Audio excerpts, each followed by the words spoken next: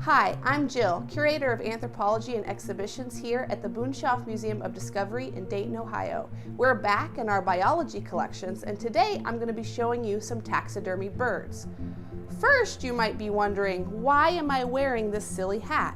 Well, it connects right to our birds because most of them were manufactured in the Victorian era. Victorian people loved birds. They loved taxidermied birds displayed in their homes. They loved to use birds to make hats. Their love of birds, however, had a negative impact on many species because they kind of singled out the prettiest ones for these displays and drove many to near extinction.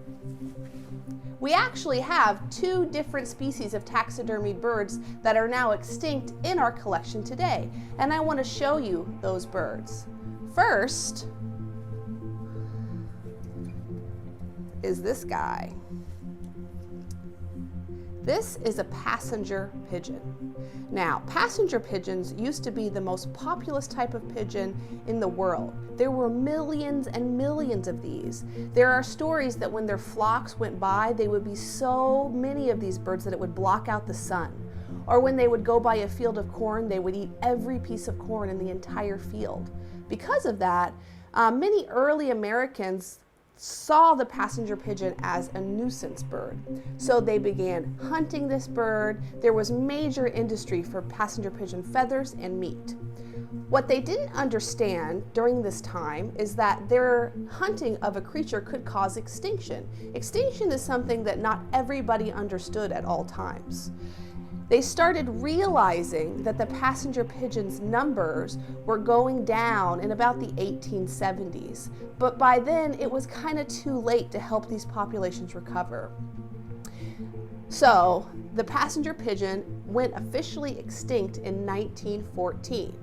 Does anybody have any guesses where the last passenger pigeon maybe lived? Any ideas? Actually, the Cincinnati Zoo. In 1875, the Cincinnati Zoo started having passenger pigeons in their zoo. They had small groups of this bird, and over time those group numbers fell as the bird was going extinct.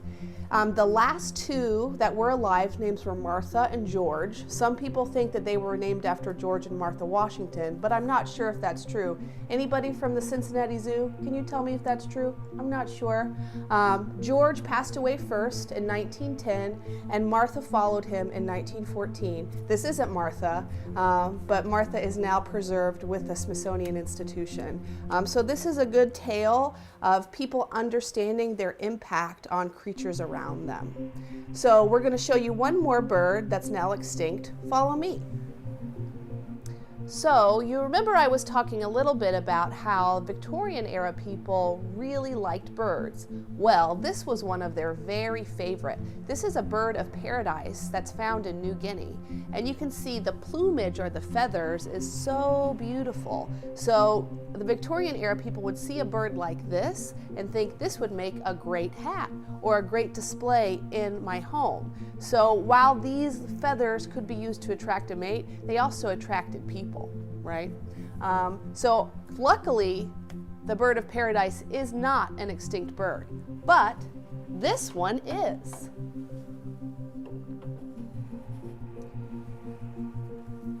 Now you might recognize this type of bird. Notice the long pointy beak. What kind of bird is this?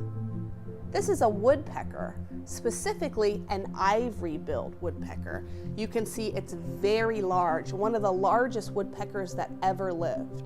It is too extinct, like the passenger pigeon. The last IvoryBilled woodpecker was seen in the wild in 1944.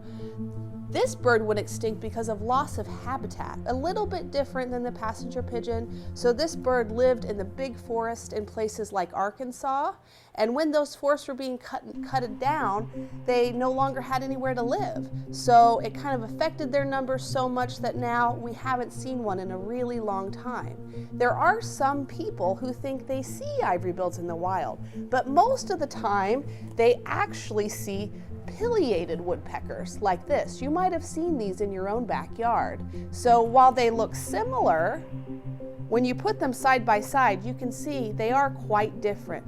You can see the different size, the colors on the back of the wings. The ivory-bill has a lot more white, and the ivory-billed beak is ivory colored, and the pileated is more of a brownish black color. So, if you've watched our other videos, you saw our video on bird watching in our Mead treehouse. So this kind of leads us to an activity that you can do with your family, something that we like to call citizen science. So what is citizen science?